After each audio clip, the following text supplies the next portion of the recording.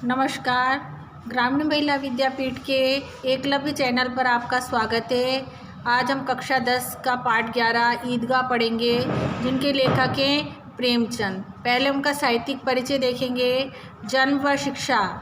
हिंदी जगत में प्रेमचंद जी को कलम के सिपाही के नाम से जाना जाता है। मुंशी प्रेमचंद जी का जन्म 1880 ईस्वी में वाराणसी जिले के लमही ग्राम में हुआ था। इनका मूल नाम धनपत राय था। सरकारी नौकरी से त्यागपत्र देने के बाद उन्होंने अपना सारा जीवन लेखन कार्य में के प्रति समर्पित कर दिया। प्रेमचंद उर्दू में नवाब राय के नाम से लेखन कार्य करते थे। उन्होंने जितनी भी उर्दू के अंदर पुस्तकें लिखी थी, उसमें नवाब राय के नाम से लेखन कार्य किया था। उपन्यास के क्षेत्र में उनके योगदान को देखकर बंगाल के विख्यात उपन्यासकार शरत चंद्र चट्टोपाध्याय ने उन्हें उपन्यास सम्राट कहकर संबोधित किया था। उन्हें उपाधि दी थी उपन्यास सम्राट की। साहित्यिक जीवन देखिए। प्रेमचंद ने अपने साहित्य में किसानों, दलितों, नारियों की वेदना और वर्ण व्यवस्था की कुरीतियों का मार्मिक चित्रण किया है। उन्होंने अपने साहित्य के अंदर विषय लिया है किसानों का, दलितों का, नारियों पर जो अत्याचार होते हैं उनका, और वर्ण व्यवस्था की जैसी जो कुरीतियाँ फैली हुई हैं उनका चित्रण किया है। उन्होंने समाज सुधार और राष्ट्रीय भावना से ओतप्रोत अनेक उपन्यास एवं कहानियों की रचना की। कथा संगठन, चरित्र चित्रण, कथोपकथन आदि की दृष्टि से उनकी रचनाएं बेजोड़ हैं, मजबूत हैं। अब भाषा शैली देखिए। उनकी भाषा सजीव, मुहावरेदार और बोलचाल के निकट है। हिंदी भाषा को लोकप्रिय बनाने में उनका विशेष योगदान है। उनकी प्रमुख रचनाएं हैं। प्रेमचंद जी का पहला कहानी संग्रह सोजे वतन नाम से आया, जो 1908 में प्रकाशित हुआ। सोजे वतन जिसका अर्थ होता है देश का दर्द। देशभक्ति से ओतप्रोत होने के कारण इस पर अंग्रेजी सरकार ने रोक लगा दी और लेखक को भी भविष्य में इस तरह का लेखन कार्य न करने की चेतावनी दी। इसके कारण उन्हें नाम बदलकर लिखना पड़ा। मरणोपरांत उनकी कहानियाँ मानसरोवर नाम से 8 खंडों में प्रकाशित हुई। प्रमुख रचनाएं उनकी कहानी संग्रह हैं मानसरोवर 8 भाग में, उपन्यास हैं निर्मला, सेवा सदन, प्रेमाश्रम, रंगभूमि, कर्मभूमि, गोदान, गवन, नाटक है करबला, संग्राम। पत्रिकाएं हैं माधुरी, हंस, मर्यादा और जागरण। उनका निधन 1936 ईस्वी में हुआ था। पाठ परिचय। ईदगाह मुंशी प्रेमचंद की बाल मनोविज्ञान को चरितार्थ करने वाली एक प्रतिनिधि कहानी है। इस कहानी में ईद जैसे महत्वपूर्ण त्यौहार को आधार बनाकर ग्रामीण मुस्लिम जीवन का चित्रण प्रस्तुत किया गया है। अभाव उम्र से पूर्व बच्चों को कैसे बड़ा और समझदार बना देती है। इस कहानी में यही बताया गया है कि हामिद एक छोटा बच्चा है जो अभावग्रस्त है, इसलिए उसमें बड़ों की जैसी समझ आ गई।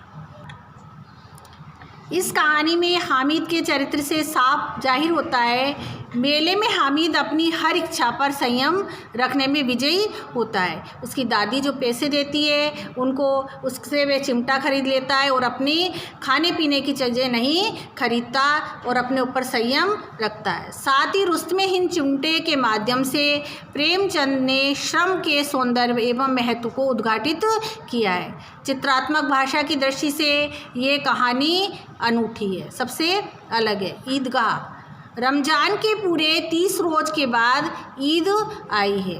रमज़ान के महीने में रोज़े रखे जाते हैं, जिसके पूरे 30 दिन के बाद ईद मनाई जाती है। कितना मनोहर, कितना सुहावना प्रभात है। प्रभात यानी सुबह है। वृक्षों पर कुछ अजीब हरियाली है, खेतों में कुछ अजीब रौनक है, आसमान पर कुछ अजीब लालिमा है। आज का सूर्य देखो कितना प्यारा और कितना शीतल है, मानो संसार को ईद की बधाई दे रहा हो। गांव में कितनी हलचल है। सभी ईदगाह जाना चाहते हैं मेले के लिए, इसलिए पूरे गांव में हलचल मची हुई है। ईदगाह जाने की तैयारियां हो रही हैं। किसी के कुर्ते में बटन नहीं है तो वह बटन को लगाने के लिए पड़ोस में के घर से सुई धागा लेने दौड़ा जा रहा है। किसी के जूते में कड़े हो गए हैं जिसमें तेल डालने के लिए वे तेली के घर भागा जाता है। जल्दी जल्दी बैलों को साना पानी दे रहे हैं जिससे कि बैलगाड़ी में बैठकर ईदगाह मेला देखने जा सकें। ईदगाह से लौटते लौटते दोपहर हो जाएगी। 3 कोस का पैदल रास्ता, फिर सैकड़ों आदमियों से मिलना बैठना, और मेले में जब जाएंगे तो 3 कोस तक पैदल चलना पड़ेगा और सैकड़ों लोग मिलेंगे। दोपहर से पहले लौटना असंभव है, इसलिए दोपहर से पहले घर लौटना असंभव है। लड़के सबसे ज़्यादा प्रसन्न हैं। किसी ने 1 रोज़ा रखा है, वह भी दोपहर तक, किसी ने वह भी नहीं, लेकिन ईदगाह जाने की खुशी उनके हिस्से की चीज़ है। चाहे वे व्रत रखें या ना रखें, लेकिन मेला जाना उनके हिस्से की चीज़ है। रोज़े तो बड़े बूढ़ों के लिए होंगे, इनके लिए तो ईद है। रोज़ ईद का नाम रटते थे, आज वह भी आ गई। अब जल्दी पड़ी है कि लोग ईदगाह क्यों नहीं चलते। इन्हें गृहस्थी की चिंताओं से क्या प्रयोजन, उनको गृहस्थी की चिंताओं से कोई मतलब नहीं है। सेवैयों के लिए दूध और शक्कर घर में है या नहीं, इनकी बला से ये तो सेवैयाँ खाएंगे। वे क्या जाने कि अब्बा जान क्यों बधेवास यानी कि होश हवास खोए बिना चौधरी कायम अली के घर दौड़े जा रहे हैं। उन्हें क्या खबर कि चौधरी आज आंखें बदल ले। चौधरी पैसे दे या ना दे तो वह सारी ईद मुहर्रम हो जाए तो उनकी जो ईद का त्यौहार है उसकी खुशियाँ शोक में बदल जाएंगी। उनकी अपनी जेब में तो कुबेर का धन भरा हुआ है। बच्चों को तो जो पैसे मिले हैं वह उनके लिए कुबेर के धन के समान है। बार बार जेब से अपना खजाना निकाल कर गिनते हैं और खुश होकर फिर रख लेते हैं। महमूद गिनता है 1 2 10 12, उसके पास 12 पैसे हैं। मोहसिन के पास 1 2 3 8 9 15 पैसे हैं। इन्हीं अनगिनत पैसों से अनगिनत चीज़ें लाएंगे। अनगिनत इनकी गिनती नहीं की जा सकती। खिलौने, मिठाइयाँ, बिगुल, गेंद और ना जाने क्या क्या खरीदेंगे। और सबसे ज़्यादा प्रसन्न है हामिद। वे 4-5 साल का गरीब सूरत दुबला पतला लड़का जिसका बाप गत वर्ष हैजे की भेंट हो गया था, यानी कि हैजे की बीमारी होने से उसकी मृत्यु हो गई थी। माँ ना जाने क्यों पीली होती होती एक दिन मर गई और माँ भी चिंताग्रस्त होने के कारण दिन पर दिन पीली पड़ती गई और उसकी भी मृत्यु हो गई। किसी को पता ना चला कि क्या बीमारी है। कहती भी थी कौन सुनने वाला था। दिल पर जो कुछ बीतती थी वह दिल में ही सहती थी और जब ना सहा गया तो संसार से विदा हो गई। जब हामिद अपनी बूढ़ी दादी अमीना की गोद में सोता है। माँ की मृत्यु हो जाने के बाद हामिद अपनी बूढ़ी दादी अमीना की गोद में सोता है और उतना ही प्रसन्न है। उसके अब्बा जान रुपये कमाने गए हैं। उसे तो ये पता है कि उसके पिताजी उसके लिए पैसा कमाने गए हैं। बहुत सी थैलियाँ लेकर आएंगे, बहुत सारा पैसा लेकर आएंगे अम्मी जान अल्लाह मियाँ के, और उसे ये पता है कि उसकी मम्मी भगवान के घर से उसके लिए अच्छी अच्छी चीज़ें लेने गई है, इसलिए हामिद प्रसन्न है। आशा तो बड़ी चीज़ है और फिर बच्चों की आशा, उनकी कल्पना तो राई को भी पर्वत बना देती है, छोटी सी चीज़ को भी बड़ा बना देती है। हामिद के पाँव में जूते नहीं हैं, सिर पर एक पुरानी टोपी है जिसका गोटा काला पड़ गया है, फिर भी वे क्या है प्रसन्न है। जब उसके अब्बा जान थैलियाँ और अम्मी जान नियामतें लेकर आएंगी तो वह दिल के सारे अरमान निकाल लेगा। जब उसके पिता पैसा लेके आएंगे और अम्मी जान आएंगी तो वह अपने मन की सारी खुशियों को निकाल लेगा। तब देखेगा महमूद, मोहसिन, नूरे और सम्मी कहाँ से उतने पैसे निकालेंगे। अभागिन अमीना अपनी कोठरी में बैठी रो रही है। हामिद तो खुश है लेकिन उसकी दादी अपनी कोठरी में बैठी हुई रो रही है। आज ईद का दिन है और उसके घर में एक दाना भी नहीं है। आज आबिद होता, आबिद उसका बेटा होता तो क्या इसी तरह ईद आती और चली जाती। इस अंधकार और निराशा में वे डूबी जा रही थी। किसने बुलाया था इस निगोड़ी ईद को? निगोड़ी यानी अभागी ईद को। इस घर में उसका काम नहीं है, लेकिन हामिद, उसे किसी के मरने जीने से क्या मतलब। उसके अंदर प्रकाश है और बाहर आशा। विपत्ति अपना सारा दलबल लेकर आए हामिद की आनंद भरी चितवन उसका विध्वंस कर देगी। चितवन का अर्थ होता है किसी की ओर देखने का ढंग। विध्वंस यानी नष्ट कर देगी।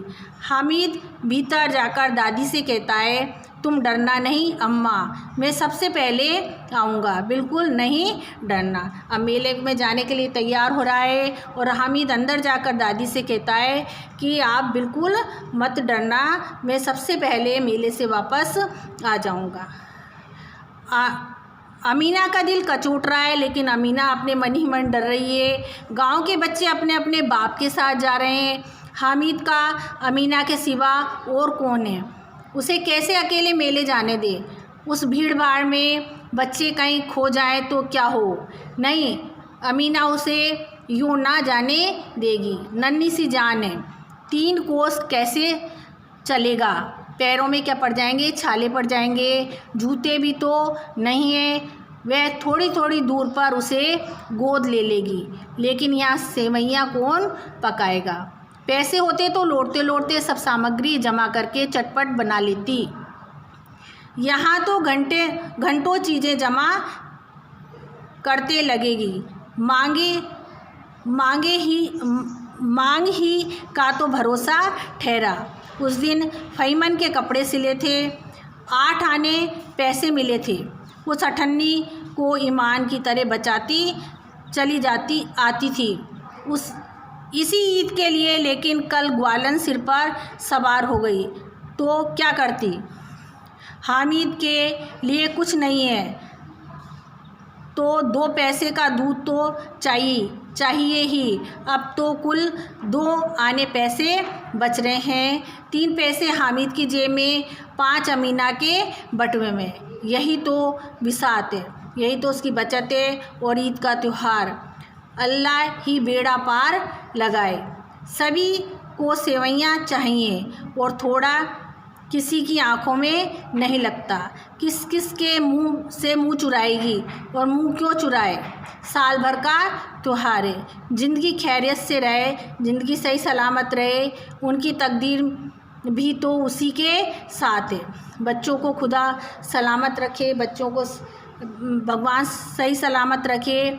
यह दिन भी कट जाएंगे। गांव से मेला चला और बच्चों के साथ हामिद भी जा रहा था।